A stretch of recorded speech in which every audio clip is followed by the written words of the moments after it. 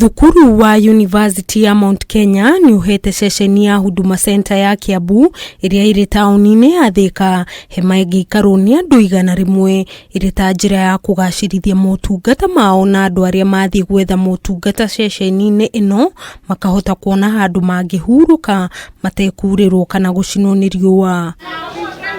Akiaria hindi ya kuheana HEMA ino, Professor Wanderi augite unyitaniri wao na Huduma Center ino ni ugunite arutwo ao kugerera mifango ya kuheo internship. We have had a lot of relationship and good relationship, but certainly when now we are here saying that even the members of public who are here will be supported by MKU through the shade that they are getting here, and I'm sure even the leadership of the Huduma Center, as they have said, we have our students coming here for attachment.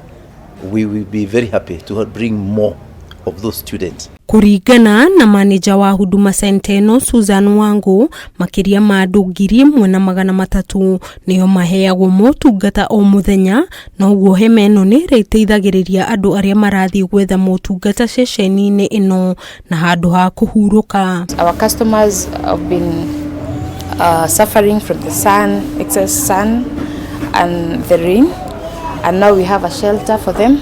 They can wait comfortably and they'll be able to be served better, so we thank them for that.